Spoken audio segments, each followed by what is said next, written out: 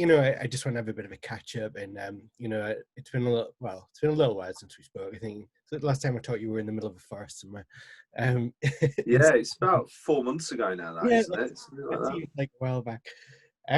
So yeah, I just want to have a catch up. I know you've been exceptionally busy. Every time I look at social media, you've been doing something crazy, or you've been out and about somewhere. So obviously we're in a strange time right now with the pandemic and everything. How's things been going for you guys? It's strangely good. Like, we've had a really productive year where we've done lots of different things, and yeah, we've been in the studio over the last couple of months. We're recording at Momentum, which is where Chris Barris did his last couple of albums, and that's been amazing. Josiah's studio down in Devon's just really beautiful.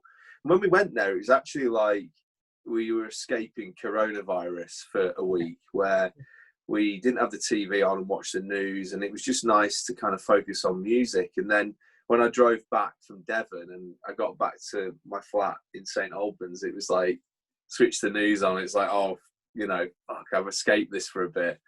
So we're meant to be going back there in a couple of weeks to do the second half of the recording. Right. So we're just, fingers crossed we'll be able to do it, and, nothing changes in terms of lockdown stuff in regards to that. But that was an amazing experience. So we've basically been focusing on writing the next album, which in terms of touring, if there hadn't been coronavirus, we would have just been finishing our tour now. So it would have been right now, let's start writing the next record and pre-production and stuff. So we're kind of ahead of the game in terms of that. And yeah, we did a gig over in France last month, which was pretty cool. We did that, and we knew that we had to quarantine when we got back, which was a bit of a pain, but it was worth it to do the show. And I was a good boy. I stayed in, and I didn't break the rules. And I got about a week in, and I was onto I'd watched 2 seasons of The Sopranos, and I started to go a bit loopy, and I was just like, I really need to get out now. But it was all right. It was worth it to go to France and play a show, Yeah. So how did it feel to be back on stage again? I mean, I was quite fortunate over the summer. I got to shoot some gigs at the social distance arena we had in Newcastle, which felt weird because we hadn't had shows for 5 months, and then all of a sudden I got to do these 5 shows, and it felt really weird because for me, going back to a show after a 5-month gap, it almost felt like my first gig again. I kind of got that same kind of buzz, because I think when you do shows all the time, you kind of become a little bit nonchalant about it. But when you've had like a real gap, you genuinely kind of feel that whole buzz and that whole rush again of seeing live music. So how did it feel for you as a performer? It was a bit nerve-wracking, actually, because when you're on tour, you're in the flow of performing every night, and it's almost like I've said this a lot in the past, but actually as a band, you almost become like you're one musician, because you're playing together all the time. And so you're not really thinking about your parts. It's a bit like, I imagine if you're like a Premier League footballer who is at the top of their game, they're not thinking about the next move. They're just in the flow of it. And so when we did these sporadic gigs, it was weird because we hadn't rehearsed for them. We just had to get on stage and play. And we had a bit of time in the sound check. But I think because of that, I was quite nervous before we hit the stage. And usually I have a bit of an adrenaline rush and it's excitement. But there was this, conversation where we're like, I hope we remember the songs, because, I've spoken to a lot of musicians who said that they found that hard because they weren't rehearsing or touring. So actually getting on stage when you haven't played for 3 or 4 months, and it's not just the playing the songs correctly, it's the energy that you put into a live performance. And when we got off stage after the France show, we went to the restaurant area and had some food, and I said to the guys, I was like, I'll tell you what, I'm absolutely shattered because you're moving around and it's a physical activity. And when you're on tour and you're doing it every night, you don't really realize that you're actually working off all the booze that you're drinking after the show because you're performing for an hour and a half. But it's all right. When you're on stage, you get through it, through the adrenaline, and after the first track, you're in the flow of things. But it was just weird. It's just weird. So how, obviously you've done a lot of the live streaming stuff as well throughout the summer. How did that feel for you? Because obviously it's a completely different kettle of fish, and obviously if you're doing it regularly as well, it's a challenge, because whereas like when you're touring, you can kind of play the same show every night and nobody really knows because you play to a different audience. But like everybody can watch the same set every week if you dialed in online. Do you have to sort of really be conscious of that and switch things up each week, or were people just saying, "Oh, play that same old song again. I like that. That's a favorite." How did you feel about the live streaming stuff?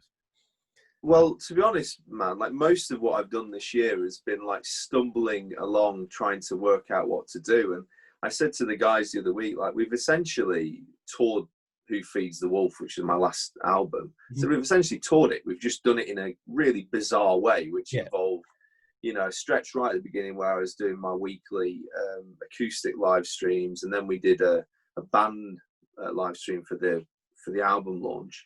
And we've done a few other things where we basically had to learn how to use a load of equipment. So Lazarus, my bass player, he bought a load of camera gear, and he got some great advice off John Theobald, who'd filmed a live stream for our album, and John was great in terms of sharing advice. And we sort of had to learn all this stuff. But yeah, you're totally right that actually what happened with the live streams was, I was thinking, if you're traveling from, I'm just thinking about what we did in terms of touring last year. We went to Brazil, came back from Brazil, played a gig in Sittingbourne. I went to Carlisle, and then I got the ferry to Spain, and then I came back and did my album launch. And that was all in the space of like 6 weeks. So you play the songs, and obviously the people that are in Carlisle aren't the same people that are in Brazil. So you can play the same songs. So when you do the live stream every week, I got like 3 in. I was like, I can't just keep playing Justified every week, because it's like, everyone's just going to get bored, I mean, it's obviously an amazing song, but you need to kind of shake things up. So I thought quite a fun thing to do was to just put calls out on like my Facebook fan group, and like I did it with Patreon as well, on my Patreon account when we'd launched that. And it was funny because people were suggesting some really daft songs, and some of my songs from like the first album, which came out like 4 years ago, that was, I'm not bloody playing that, because you progress as a songwriter. And I was listening back to some of this stuff I was writing and thinking, it's not that good. I mean, what somebody suggested, could you do like the whole of the second RHR album, Hotel Toledo, on acoustic? And I was like, are you insane? Like, that would just be terrible, Somebody suggested Taylor Swift, and I was up for that. I did a Taylor Swift song. It was like Taylor Swift meets I don't know, actually. I was about to say Johnny Cash, but I haven't got Johnny Cash's voice. It was a bit like, it sounded pretty good, actually. But yeah, you had to keep it vibrant and new. And one thing that we talked about when we did that album launch stream was, when you play a gig, right, you're just full on. You're giving it everything. And there's moments in the gig where you might miss a chord or whatever on the guitar, but it's because you're clambering up on top of a fucking monitor trying to perform in front of a load of people. But with the live stream, and you play somewhere like the Black Art in London, where the audience is this far away from you, nobody cares if you miss something or sing the old line out of tune, because you're all in that moment. But with the live stream, it's interesting because every note is picked up, and everybody, we're in this sort of post X Factor generation where everybody analyzes it. And so I said to the guys, I was like, I can't move around as much on stage, because people are going to be like, oh, he sang a bit of that song out of tune and he missed that guitar. So it's like, well, normally I wouldn't care, because it's a pop. I want it to be this sweaty rock and roll sort of thing. So sod playing it correctly. I want the audience to get into it and have a really good time. But so it altered the way we played. And when we went to do the France gig, I was like, do you know what? It's helped us, because we're actually playing really quite tightly now, in a different way. And so I think once we get on the road properly, it's probably made us a better band, because you're analysing yourself all the time. Yeah, that's really interesting. I've not heard anybody else say that. The only feedback I get from people whenever I talk about live streaming gigs is they're a lot more nerve-wracking than they are doing the actual in-person stuff, because you don't get that feedback, and there's that kind of, there's that moment of silence at the end of a song where you're just kind of like waiting for applause and it's not there, that kind of thing. And I think you have to be really on the ball to sort of try and keep up with the feedback as it comes up on screen, because I noticed you're really good at that. When I've sat and watched some of your shows, you're kind of like picking up on comments and stuff, and that's a difficult art to do. To sort of read at the same time as you're tuning up for the next song, you're kind of reading the feedback, scrolling up the screen and stuff like that, and trying to make interaction with an audience that's not sat in front of you. It's a completely different ball game, you know. Well, do you know what, Adam? It's kind of weird because you know, like if you play a gig and I get a lot of stick from my band for not sticking to set lists. I don't really like having set lists, and it's because I like to feel my way through a set. And you know, we have a general set list, but if I feel like the audience is sort of, you know, you're losing them a little bit on a ballad, then it's like, well, we'll throw one of the rockers in next. I just like to do that. And in the same way with the live streams, where you're watching it and you've got like, you know, 160 people are viewing, 150 people are viewing, and then it's going down, and I'm like, oh shit, I better play something a bit more up tempo next. So you do have it. It's like the virtual, it's the version of somebody when you're at a festival, no matter what band it is, whether it's, you know, Guns N' Roses, the Foo Fighters, well, it wouldn't be Guns N' Roses into this, but whatever band it is, and they go, we're going to play a new song for you now, and everybody's been in a fucking field for 10 hours and they're drenched, and they're just like, sure, do you want a Tuborg? You know what I mean? It's just like, I'm going to go get a Tuborg now, and then it's the virtual version of that. No, that's really good. I never thought about people watching the counters. That is a good indication of your success of your performance, I guess. Well, there was one that it was going up, and then I ended up doing this set that was like, it's over like 2 hours or something, and my voice was absolutely wrecked, because it's another thing as well, when you're kind of doing these things, the live streams, you play differently, and I don't know how to describe it. I was doing all these songs that I got a load of lyrics and stuff printed out, and I was just like doing Neil Young stuff, which is way above my vocal range. And so, you know, when I write and perform my own songs, I'm doing them within the kind of confines of my voice. And then I was doing Taylor Swift, which is like way too high for me. And so after that gig, I was like, I went into the living room, which is in itself weird, because, you know, you usually walk off stage and I'm like at the bar with my bandmates and hanging with people. And then I walk next door and like my girlfriend's watching Buffy the Vampire Slayer, and I'm dressed as Jack J Hutchinson, and I'm like, best put my lounge pants on now. It's just like the come down is just bizarre. And that was another thing with the live streams was like, as long as I'm wearing a leather jacket and my t-shirt, I kind of look like I do on stage, but I can get away with wearing my Adidas shorts and no one knows. I guess the fact that you can walk into another room and your girlfriend's watching Buffy is a lot better than the thought of having to get in a sweaty van and travel through the night and, you know, maybe sleep in the back of a van or travel lodge or something. It's nice to be able to just go back into your own bed without having the logistical nightmare of the load out and all that kind of stuff. Well, when we went to Momentum last month, we stayed in an Airbnb for the week. And the first night we were in the Airbnb, we were supposed to be at the studio for sort of 10 a.m. the following morning. We'd had this great evening. We ordered like a curry, and we were just like, God. And then went to bed, and I hear this low rumble of Laz and Felipe snoring in the room next to mine. And I couldn't get to sleep. And I was just like, actually, you know what? There's elements of being on tour that I don't really miss. So, I don't know. I tell you what, I would, when we went to France and we drove, obviously, south to the venue, it was just like what we'd normally be doing. And it kind of, we were sat there in the car, and I said to the guys, I said, this is amazing to be doing this, but it's kind of making me feel quite sad, because this would be normality. 12 months ago, we were driving around Spain and stopping off at, you know, random services in the middle of nowhere, and just going to these amazing places and meeting really cool people. And it was like a snapshot of what our lives should be. So it was kind of depressing in some ways, but you just got to remain positive, haven't you, and hope it will come back eventually.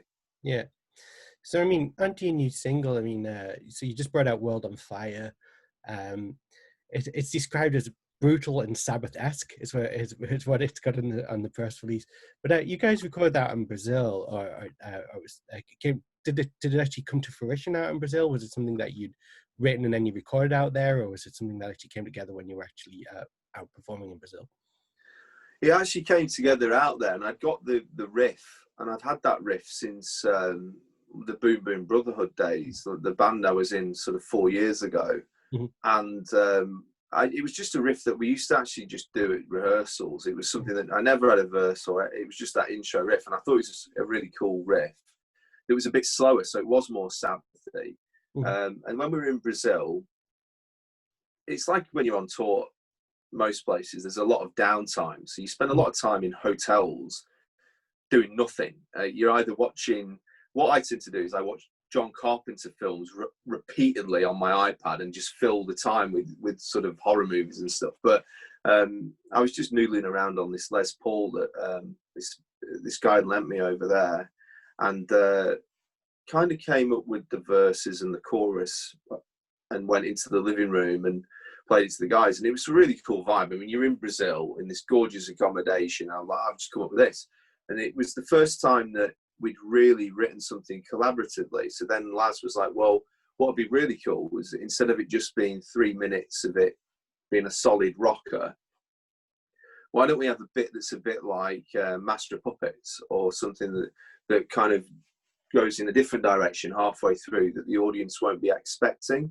I mean, Laz is a massive Maiden fan. He's a real metaler at heart. He was in a metal band before he joined my band. So all of his suggestions are kind of like prog metal, and he wants to make everything super complicated. And so yeah. Anyway, so we went to this studio in the middle of a forest, and right after the final gig, actually. And the daft thing was that we had this studio time booked. And man, this studio was absolutely gorgeous. You know, it looked like where the band recorded, just like this wooden cabin sort of thing. And got all this studio time booked. We played a festival to about 6,000-7,000 people, biggest gig I've ever done. And we were smashing it that night. It was like, we are the best band on the planet. You know, when you played to that amount of people and you've had a lot of booze, you're just like, do you know what? We are really good, aren't we? And you convince yourself you're fucking awesome. And the next day, it was like the guy who was driving us around, Umberto, brilliant geezer. He took us to this waterfall in the middle of this forest. And bearing in mind, we've got to go to the studio the next day, and it's like we've got a day off. And I'm always thinking, what's the worst that could happen here? I'm thinking I'm going to get bitten by something and have an allergic reaction, whatever. So I'm sat there in the middle of this roasting weather in like a leather jacket with loads of insect repellent on me, just with my hat on, just like looking like totally out of place. And Laz decides to climb up this waterfall, and he's shouting up. He's got his trunks on and everything, looking like the most British person in Brazil. And he's shouting down. He's going, Jack, film me up here. And I'm like, mate, just come down, man. And he starts dancing around. So I've got my camera out, and he's dancing away. And then he just slipped, and you just saw him like coming down this waterfall, and he came out of the pool, and he was holding his shoulder, and he goes, I've dislocated my shoulder. And we were just like, well, you can't have done that. And he said, no, seriously, I've dislocated it. We need to go to hospital. So me being the stereotypical lead singer, got driven back to the accommodation, and I spent the whole evening drinking beer watching Metallica S&M on DVD, because it was the only DVD they'd got there, and they got some Floyd one. He came back with Felipe and various other people that were with us about 10 hours later in a sling. So we had to go to the studio the following day. So this is a long-winded way of explaining that when we recorded World on Fire, Laz recorded it with a recently dislocated shoulder. So he played it through the pain barrier. So I was just like ruthless lead singer, like, you're going to take painkillers and you're going to play that bass part, otherwise I'm going to do it. Because I was thinking, it's not like we get a third day here. We've got 2 days at the studio in Brazil to record this track. And he was awesome. Like, he's clearly got a high pain threshold, Laz, because, you know, he just smashed it on the bass. And I was looking at him from the control room, just like, he's gonna wane in a minute. He's gonna pass out. And he didn't. He did a good job, and it turned into a really cool song, I think. That's great. So that's the first single from The Hammer Falls. You know, can you tell us a little bit about that album?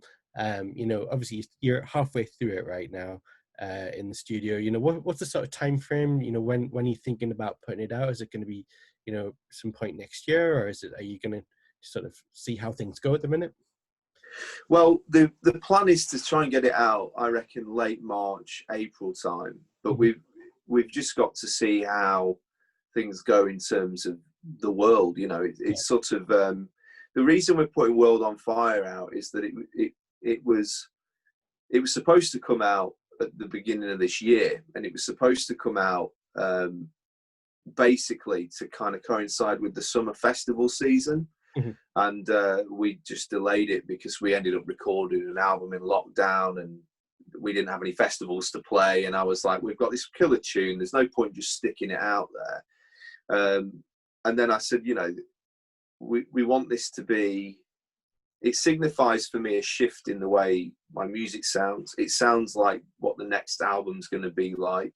And I felt like it was a good thing to announce the next album.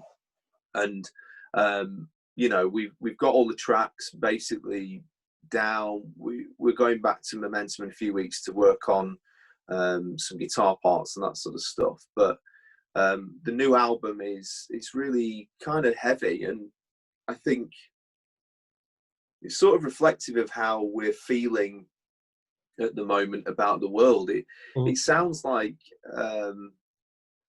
it's the most rock album I've done, I think. Right. It's very, very heavy. There's lots of guitar, but a bit like World on Fire, the tracks are more complicated than perhaps I'm known for.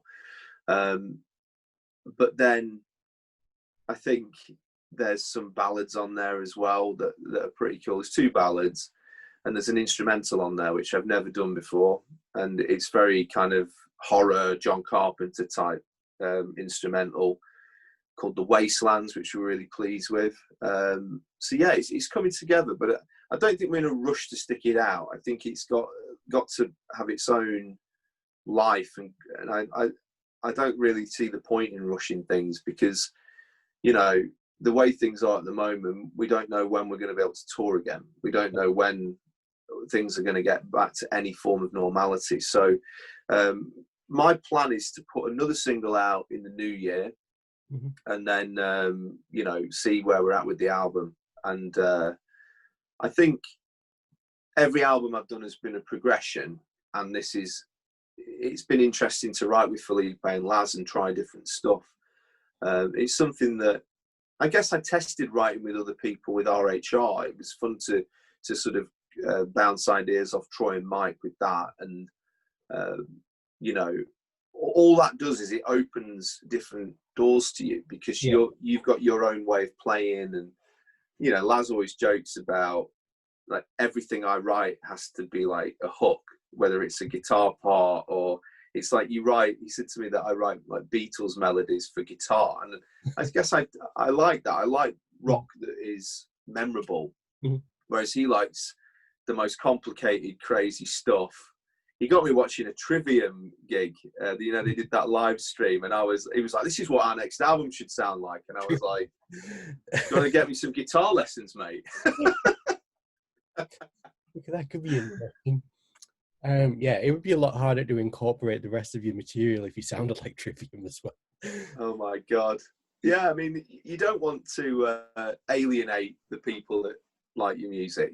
And so there's still that kind of southern rock, Blackberry Smoke, Black Crowes vibe on some of the stuff, but it's all about just trying to progress and try new things. And I feel like I've never really made a guitar album actually so far. I feel like there's guitar on my album, but they've all been songwriter albums that have got heavy guitar on, if you know what I mean. So Paint No Fiction had 2 or 3 southern rock songs on there, like Deal with the Devil and Hip Slicking, but they were all written on acoustic, and they got good melodies and stuff, whereas this album's all been written on electric guitars and tracked, writing in lockdown, using my home studio to put the tracks together. And they just sound really big, and they've got big choruses. And I think recording at Momentum, obviously Chris Barris has recorded down there, and he's known for big sort of stadium-sized choruses, and that's kind of what we've gone for with this new record. And I think it sounds really cool. So the B-side of the single as well, Ghosts of Yesterday, I understand that was also kind of written during lockdown, and it's kind of in response to the pandemic. Can you give us a little bit of background about that song? Yeah, it's weird that, man, because when we came off the road, when we were in the middle of the Who Feeds the Wolf UK tour, we were really fortunate in that we got out and did those gigs, because financially it meant that we covered... to be honest, I still owed money for that album, and it was like, right, we've invested all this money, but we can now get on the road and recuperate it. Yeah. When you can't play any gigs and sell any merch, like when we came off the road, I was thinking, I'm in trouble there. Like, you know, I owe quite a bit of money to various people, but you know, we did well on that tour, and it was. I always remember we were sat in this wasn't a Premier Inn. We're not posh enough for Premier Inn. It was like a travel lodge breakfast bar, and we were supposed to be playing Edinburgh, and it was like a Sunday morning, and I think we were due in Edinburgh on the Tuesday, and we were like, are we going to do this gig? Like, what's going to... And I was like, well, yeah, I'm up for it. We'll just carry on until someone tells us otherwise. And then I think it was Monday, we got a message off Bannerman saying, look, it's not going to happen. And then, so it's like, right. And then we had the message from Newcastle, we weren't going to do that show. And then Leeds went, and it was basically like, everything just went in the space of like 3 days. And then I think Boris made his announcement maybe the following Monday. So I usually come down a lot from tours. I find it hard to readjust, but to be in the middle of a tour for an album I'd worked 18 months on, and then to put it out, it was just kind of heartbreaking. And I wrote that song, it was like 3 or 4 days into the lockdown period, and I played it at one of the first live streams, and people really dug it. And it was one of those that, you know, people kept requesting for me to play it at the live streams, so we recorded a full band version, and it was all done in lockdown, and we were going to stick that out just as a lockdown single, but it was mixed by Lucas, who did the on World on Fire in Brazil. So we sent him all these tracks. So I was in like my spare room studio sending him stuff, and then Laz was doing the same, and then he pieced it together remotely, which is, I mean, considering the outro sounds pretty heavy and Guns N' Roses-y, you wouldn't believe we'd recorded it essentially in our like Laz recorded his parts in his living room. So I'm really proud of that song. It kind of for me symbolizes a moment in time where, it was a way of dealing with it, and a lot of people seem to like it, and it's one of those that will sound great live when we eventually get to do it live. What you're saying there, I mean, that's the beauty of the lockdown. I think everybody's kind of had to adapt to how they work now, and like you say, you can put out a great track and you record it from home, and people are not going to judge it and say, oh, Jack, that doesn't sound like it was recorded doesn't sound like it was recorded in Momentum or somewhere like that. You can tell it was recorded in your bedroom, but people won't say that because nowadays everybody's got these kind of great tools at home. They can make something professional sounding even in your bedroom, like you say, get it mixed remotely. So that's really impressive. But also besides that, I mean, you've also knocked out a live album during lockdown as well, the Who Feeds the Lockdown, and I noticed you also did was it like a little limited edition thing from France recently as well. So you've been churning out the release, like you've been pretty productive during. Well, the way we've sort of done it is, and it's great, man. Like the support we've had from people who, it's weird because I feel like I've not been able to tour my album over the last 10 months. I've actually grown my fan base through doing all this shit online, which at the start of the year, if somebody had said to me, like, you're going to do 4 gigs over the next 10 months and you're going to be doing all these bloody live streams, I'd have been like, that sounds shit. But there's been a lot of people who've really got into it, and the live albums were we actually talked about this back when we started the tour in February, and I was always a fan of the Black Crowes instant live recordings. And when I was an art student at Lancaster, I basically blew most of my second year loan on these things where they were doing these. It was when they got back together in 2005, and every night after they'd played, there was like this set list would go up on their website, and you could buy the CD of the gig. And so I bought one, and it was like 25 quid to get it shipped from America. And I bought about 15 of these bloody things because they played different sets every night. So it was kind of addictive. And then obviously Neil Young's done a similar thing with the Performance series albums. So I've always kind of wanted to do that. So I said to the guys, wouldn't it be great if when we play gigs, we can record them, and then people who came to the gigs, we can sell them a download for a £5 afterwards. And first gig in Hook, it was planned for that. Like the recording basically failed, and we had no recording from it. And then we did another gig a couple of nights after that, where it was like, well, we'll get it right tonight. And then the same thing happened, and I was like, well, let's just concentrate on playing the fucking gigs as opposed to like messing around trying to sort this stuff out. But yeah, it kind of then came back into play because we were, as I say, man, like financially. That tour, I think we did 10 dates on that tour, and that kind of paid off the debt. But we were then in the point where it's like, I remember chatting to Felipe, and he was, Felipe plays in different blues bands and things, and he's a proper working musician. He goes out, and that's how he makes his living. And he was like, I haven't got enough money, man, to like pay my rent next month. He said, I've got enough money from the tour to last me for like another 6-7 weeks, but after that, like, I can't earn. So we put I think we did one right at the start, which was from the Bedford Esquires gig, and all it did was it put like a couple of £100 in everyone's pockets to help us.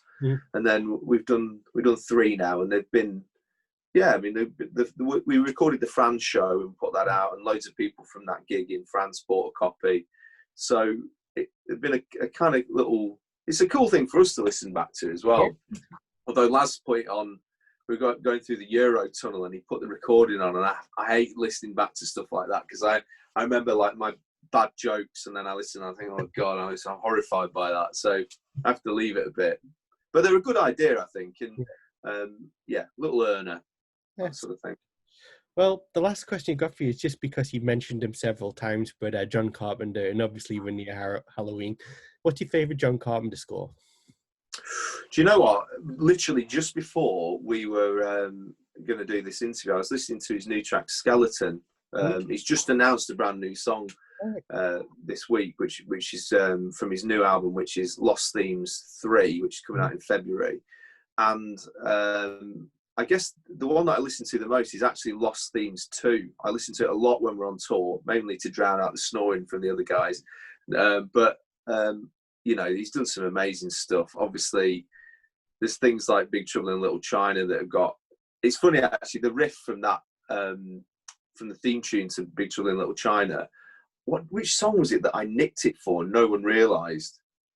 It might be Lucky Man off Who Feeds the Wolf, and because it doesn't... I've basically ripped it off and no one's noticed, no one's ever commented, but it's actually the riff from Big Trouble in Little China. But yeah, I love... he did a redo of the Halloween soundtrack for the new Halloween, which is great. It's just like the classic Halloween theme, but then loads of other stuff.